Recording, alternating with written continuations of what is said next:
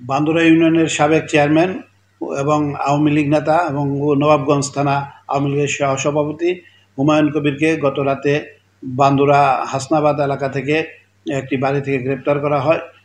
রাত শেষের দিকে তাকে গ্রেপ্তার করা হয়েছে।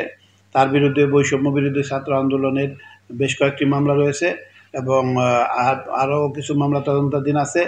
তাকে উক্ত মামলায় প্রতিবেদন সহ কোর্টে প্রেরণ করা হচ্ছে এবং পুলিশ রিমান্ডের আবেদন করা হয়েছে।